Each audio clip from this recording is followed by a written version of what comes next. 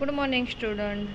આજે આપણે ધોરણ 7માં સામાજિક વિજ્ઞાનમાં આપણે પાઠ 2 દિલ્હી સલ્તનત એ પાઠમાં આપણે ભણીશું. બાળમિત્રો, પ્રાચીન કાળથી જ દિલ્હી ભારતીય રાજનીતિના કેન્દ્રમાં રહ્યું છે.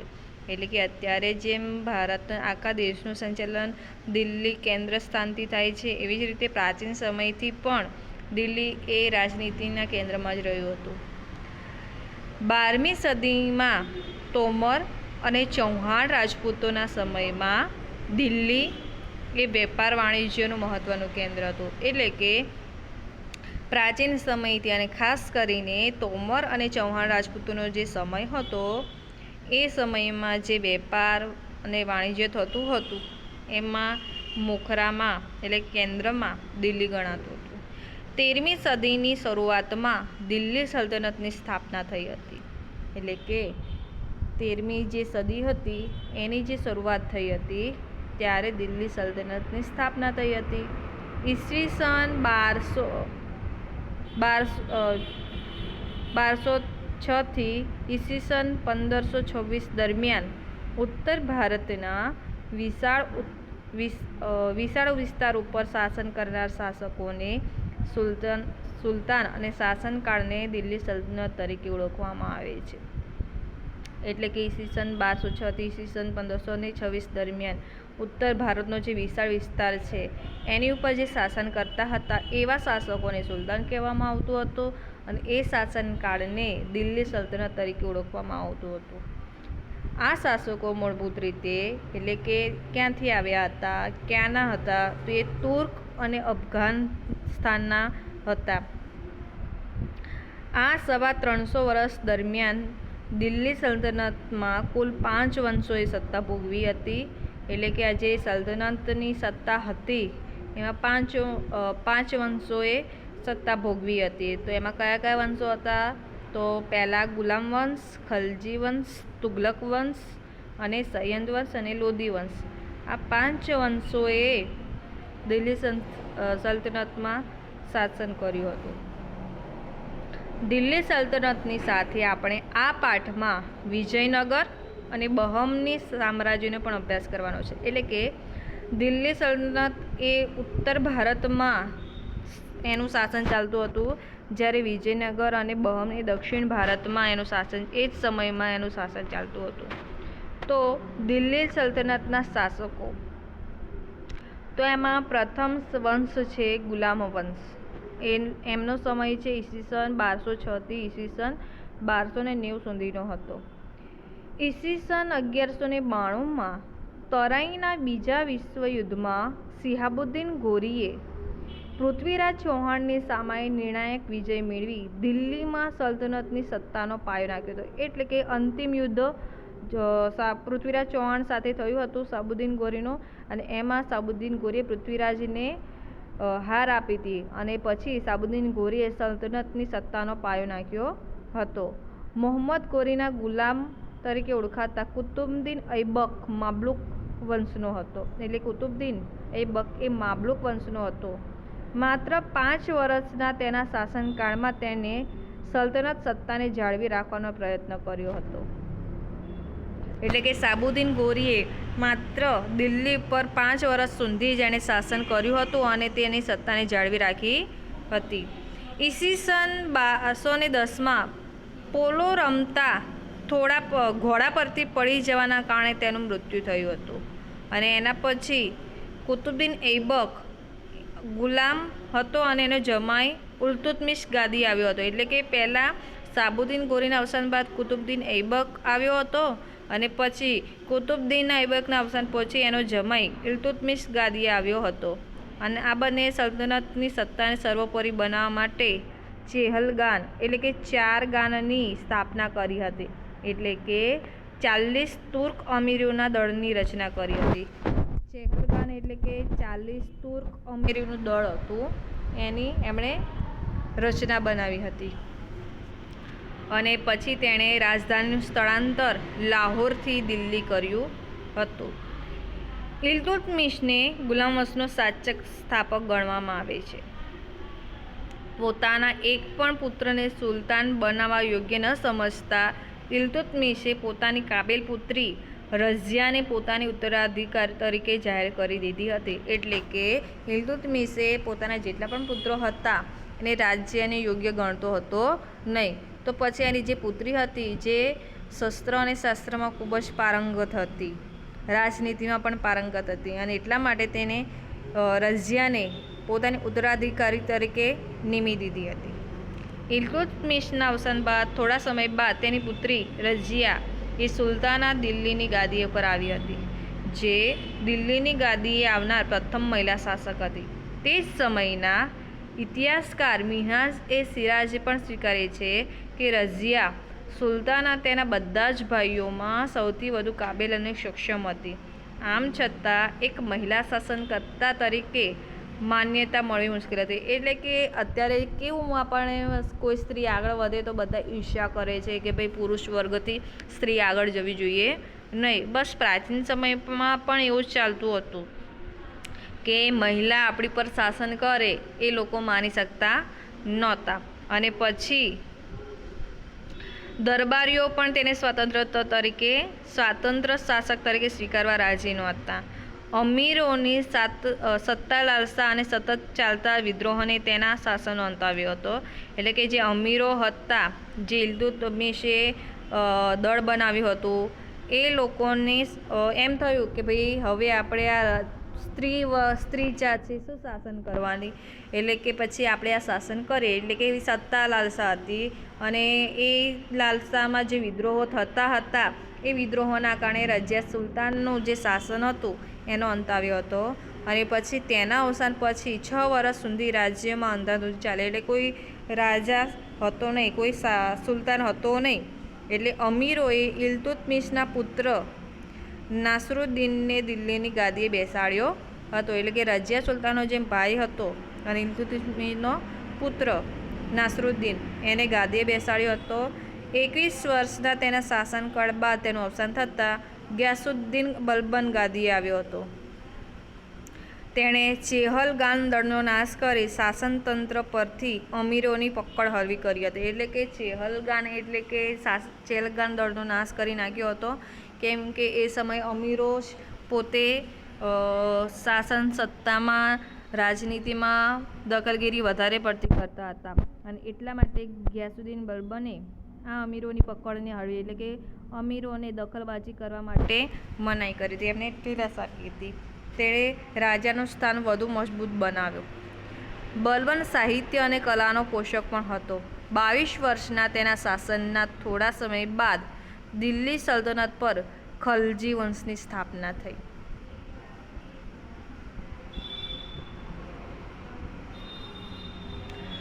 ખલજી વંશનો સમય છે ઈસવીસન 1290 થી ઈસવીસન 1320. જલાલુદ્દીન ખલજીથી ખલજી વંશના શાસનની શરૂઆત થઈ હતી. તો જલાલુદ્દીનના 6 વર્ષના શાસન બાદ દિલ્હીની ગાદીએ મહત્વાકાંક્ષી સુલતાન અલાઉદ્દીન આવ્યો હતો. તેણે ઉત્તર ભારત, ગુજરાત, દક્ષિણ ભારત પર વિજય પ્રાપ્ત કરી પોતાનો સામ્રાજ્યનો વિસ્તાર વધાર્યો હતો.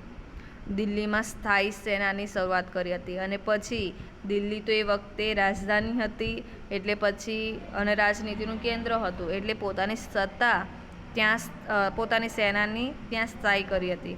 તેણે સૈન્યના ઘોડા અને સૈનિકોની વિશિષ્ટ ઓળખ માટે દાગ અને ચહેરા પદ્ધતિની શરૂઆત કરી હતી. આ ઉપરાંત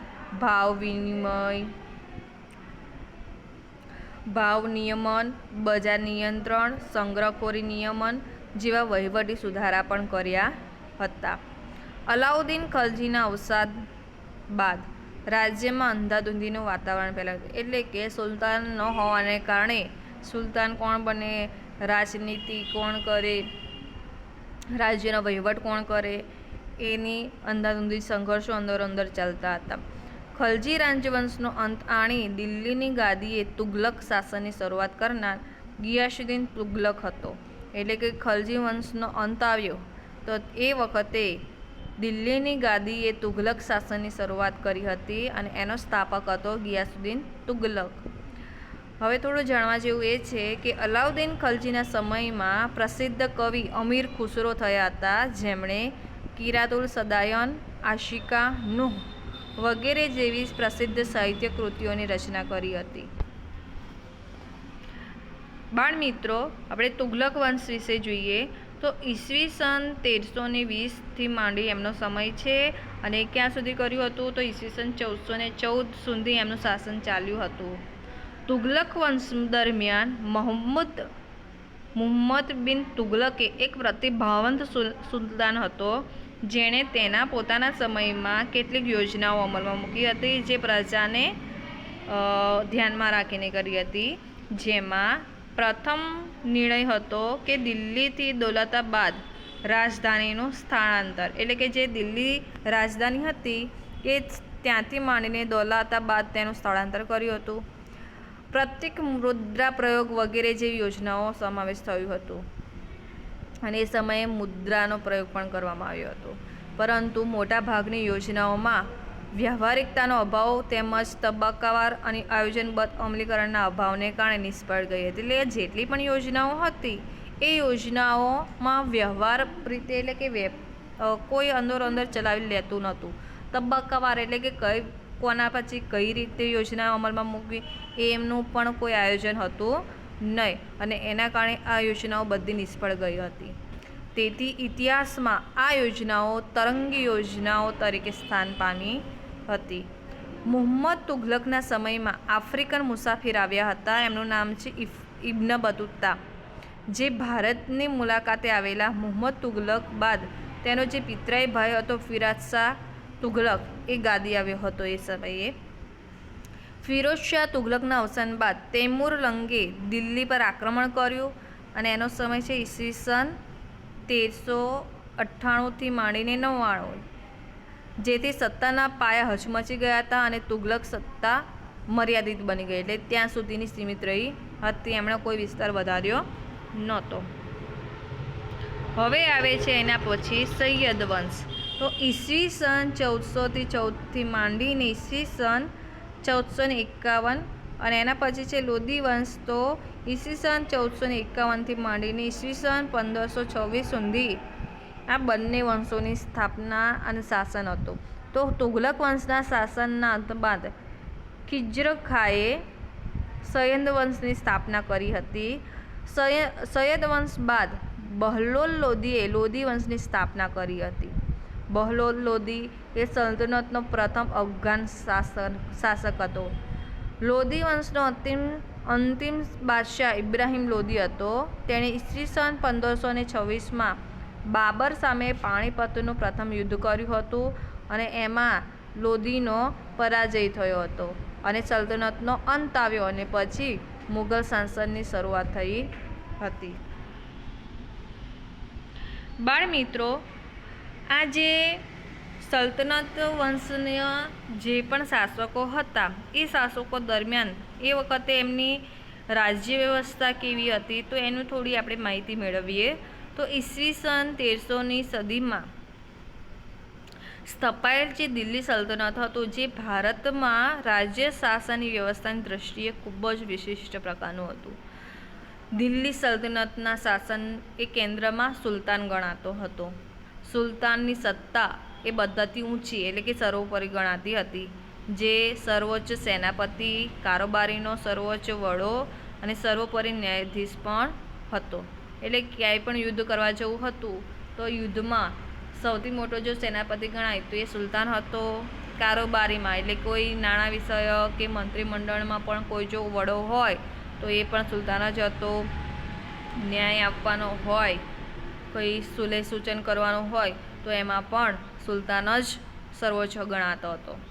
સુલતાનને મદદ કરવા માટે એક મંત્રીમંડળ હતું.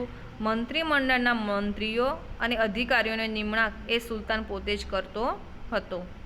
સલ્તનત શાસન વ્યવસ્થા એ 3 ભાગમાં વહેંચાયેલી હતી. એમાં સૌથી મોટી હતી કેન્દ્રીય, એનાથી નિમ્નમાં પ્રાંતિક અને એનાથી નિમ્નમાં સ્થાનિક, એમ 3 વિભાગમાં વહેંચાયેલી હતી.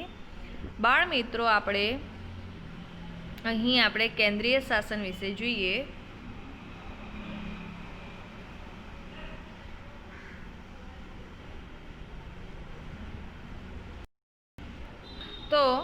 સુલતાન પછી મંત્રીમંડળ મુખ્ય ગણાતો. એટલે કે બાળ મિત્રો, મેં તમને વાત કરી ને કે સુલતાન એ સર્વોપરી હતો. તો કેન્દ્રીય શાસનમાં, પ્રાંતીય શાસનમાં અને સ્થાનિક શાસનમાં કેવી રીતે શાસન ચાલતું હતું એ આપણે જોઈએ. તો સુલતાન પછીનું મંત્રીમંડળ મુખ્ય ગણાતું હતું. સુલતાનનો પ્રધાનમંત્રી વઝીર કહેવાતો હતો, જે વહીવટ તંત્રનો વડો ગણાય. આ ઉપરાંત મંત્રીમંડળમાં વિભાગ પાડવામાં આવતા. એટલે કે જે મંત્રીમંડળ હોય એનો વઝીર જે હોય એ મંત્રીમંડળનો વડો ગણાતો હતો, વહીવટ તંત્રનો વડો ગણાતો હતો. અને આ મંત્રીમંડળને એ વઝીર સિવાયના જે પણ સભ્યો હોય એના વિભાગ પાડવામાં આવતા હતા. એના વિભાગો એ વિભાગોના નામ અહીં આપેલા છે. એમાં સેના વિભાગ એટલે કે સૈન્યનું સંભાળે, પત્ર વ્યવહાર વિભાગ એટલે એક રાજ્યમાંથી બીજા રાજ્યનો સંદેશા વ્યવહારનું કામ કરે, ધર્મ વિભાગ એટલે ધર્મનો વિશે માહિતી રાખે, વિદેશ વિભાગ, ગુપ્તચર વિભાગ વગેરે વિભાગોનો સમાવેશ થતો હતો. અને આમ થોડા ઘણા અંશે આધુનિક મંત્રીમંડળ જેવી વ્યવસ્થા તે સમયે જોવા મળતી હતી. એટલે કે અત્યારનું જે મંત્રીમંડળ છે એ જ પ્રમાણેનો પ્રાચીન સમયમાં એટલે કે સલ્તનત સમયમાં પણ મંત્રીમંડળ જોવા મળતું હતું. અલાઉદ્દીન ખલજીના સમયમાં સરકારી તંત્ર પૂરતી ટપાલ વ્યવસ્થા અસ્તિત્વમાં હતી. એટલે કે અલાઉદ્દીન ખલજીના સમયમાં પણ સરકારી તંત્ર પૂરતી ટપાલ વ્યવસ્થા કરવામાં આવી હતી. ખેપિયાઓ શાહી હુકમો સંદેશાઓ લઈ જતા. એટલે કે જે શાહી હુકમ હોય એટલે કે રાજાનો સંદેશો હોય, હુકમ હોય એને એક ખેપિયાઓ લઈ જતા હતા.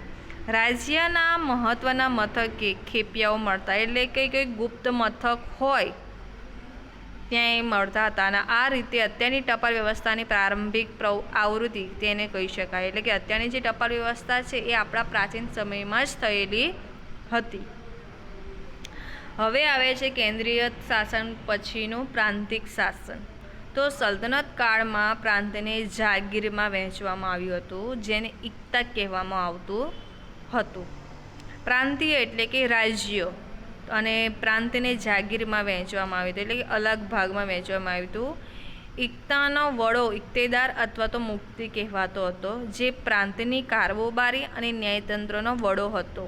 જેમ આપણે રાજ્યપાલ અને મુખ્યમંત્રી કેવું હોય છે, બસ એવી રીતે તેનું કાર્ય જમીન મહેસૂલ એકત્ર કરવાનું અને સુલતાનની જરૂર પડે ત્યારે લશ્કરી મદદ કરવાનું રહેતું.